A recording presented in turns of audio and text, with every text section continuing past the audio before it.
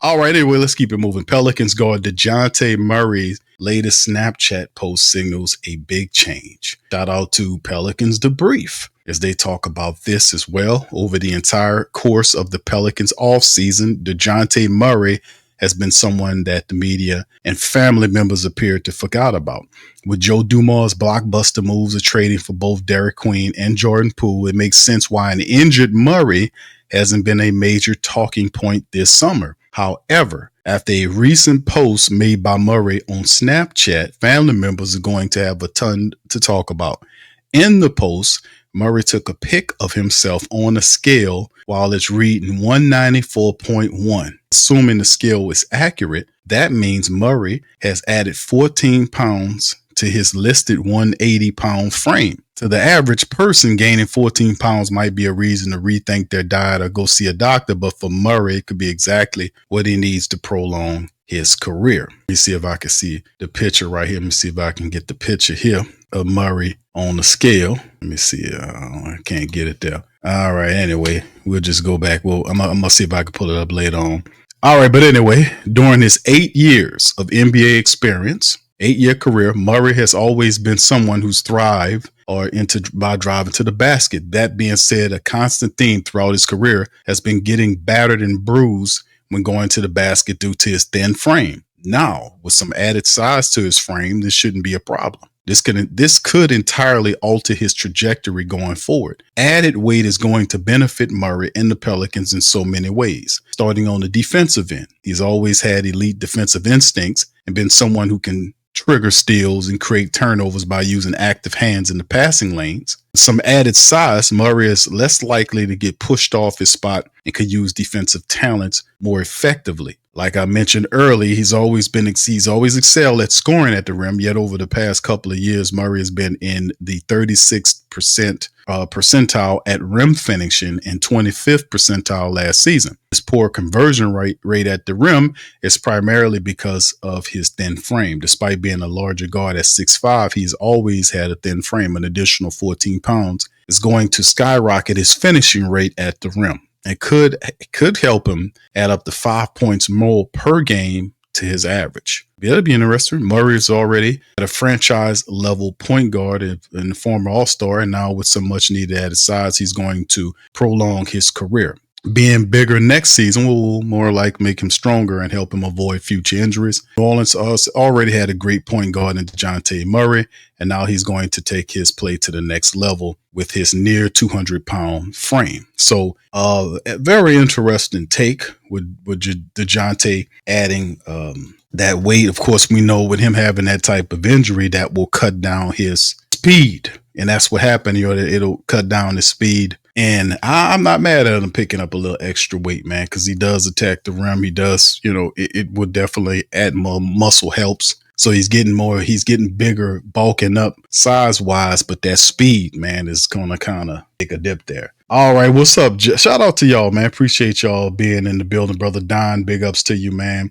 He said, Don says it's crazy how many teams want Zion, but he's a bust though. I know they just don't want you to have him. That's what it comes down with the whole Zion Williamson thing. They don't want you to have them. They want to move these guys around. You hear it all the time with some other these other guys. Like they're infatuated with moving the stars like a Giannis from Milwaukee to New York, or move him to Miami or something. They're always these same crazy ass people. They want to take them and move them on out to these other places. They just don't want you to have them. But it's insane. Yeah, a person that's always hurt shouldn't have that much that much trade value. What's up, Jessica? Shout out to you. All right, much love. Yeah, so the Dejounte Murray thing, like I said, he is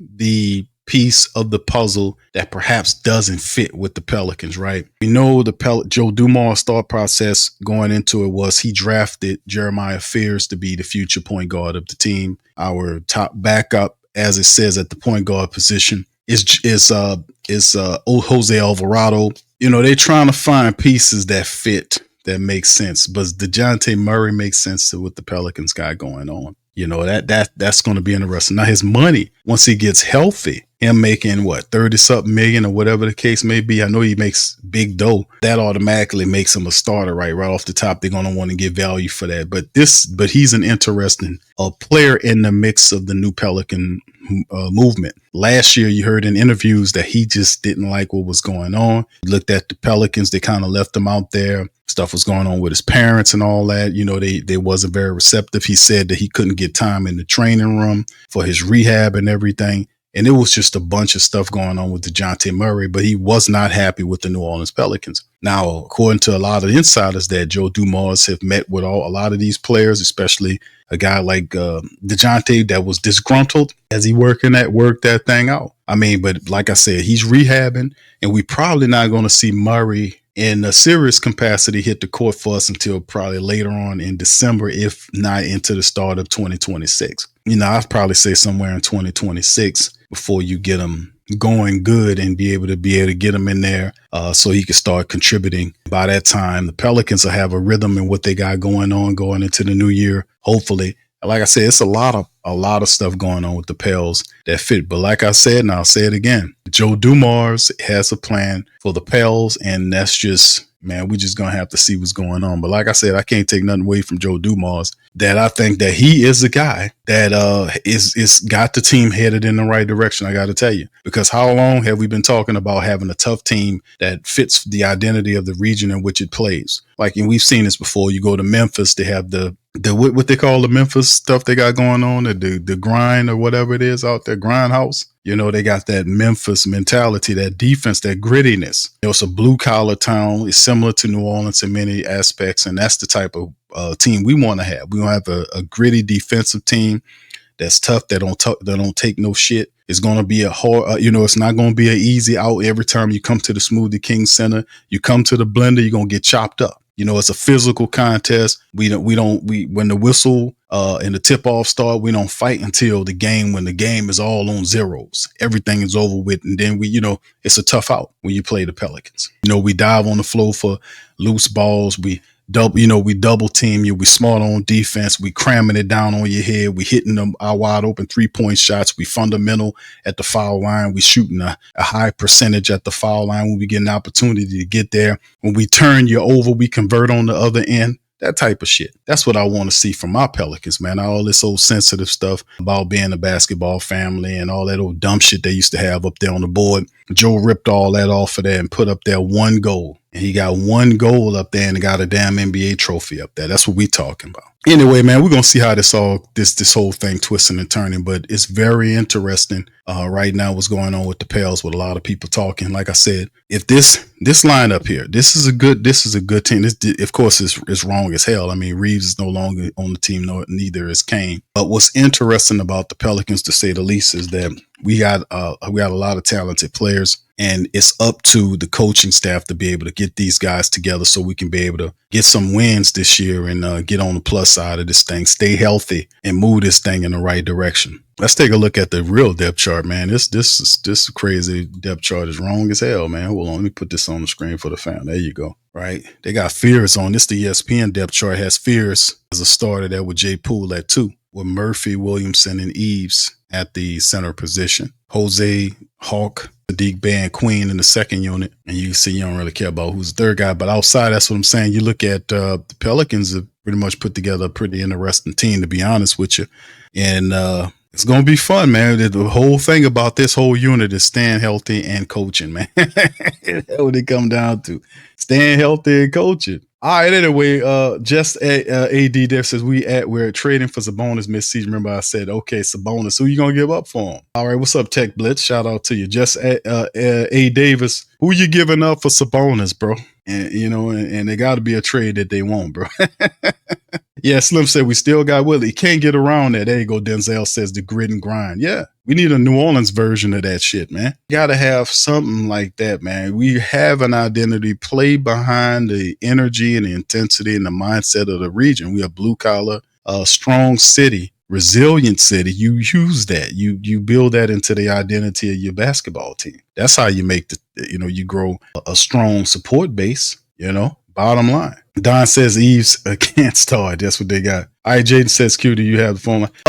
Well, probably, I don't know if I'm going to do it tonight, bro. I know probably on the next stream that we got fired up. I got a lot of stuff I'm setting up to do for tomorrow. We got the Saints stuff rolling out. So I got a lot of work to do tonight on some stuff. But promise you, bro, on the next broadcast, we'll be able to roll that out and do the phone line and kind of open the lines of communication for the family members to chime in on their thoughts on it. But feel free to use the chat. All right, what's up, Bird Talk? Shout out to you, man. I appreciate you for being in the stream. Yeah, but this is the talent that we have, man. But you do have a lot of interesting pieces. Like I said, the Jordan Poole is a guy that can give you 20 a night. I mean, the guy is instant offense, right? He's instant offense, right? Look at that. 3 rebounds, 4.5 assists on 43% shooting from the field. And from downtown, I think he's a 39% shooter. But now actually, 38% shooter, which is that he shot that last year for Washington. He put up 20.5 points a game. By the way, that's the most he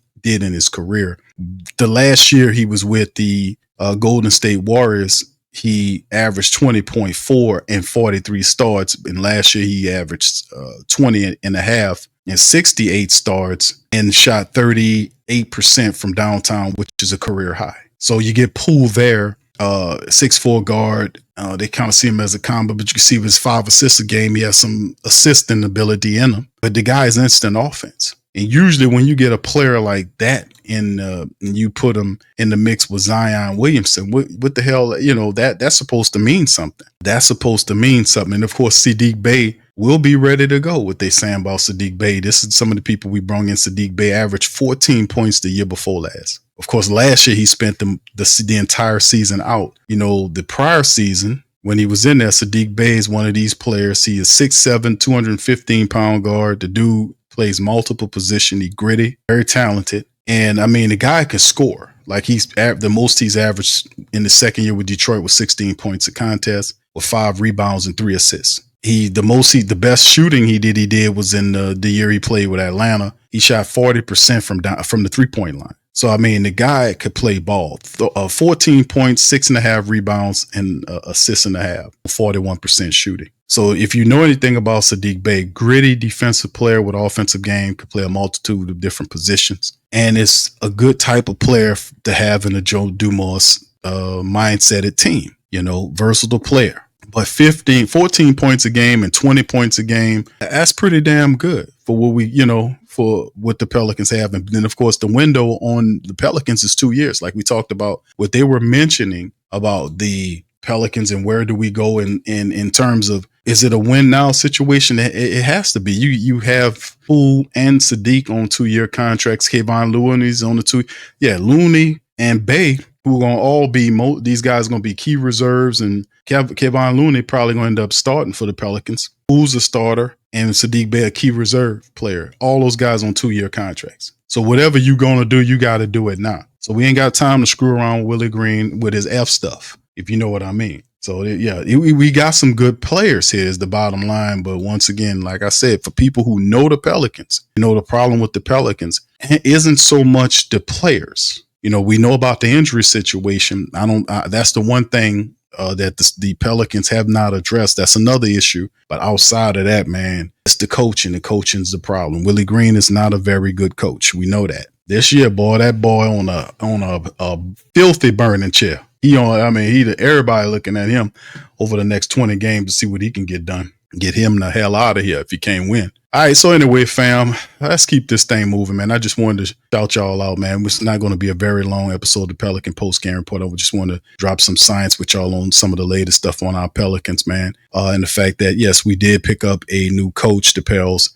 Picked up a new assistant coach to kind of help out. What do you guys think about the addition of this new coach the Pelicans brought in? Do you think it'll have an impact on the Pels winning? What do you guys think about that? What do you think about the player, about what the Pels have done? Not in so far as the lineups of who we bringing in, because of course, Trey Alexander was added, to the team on a 2-way. We got some very interesting 2-way players as well.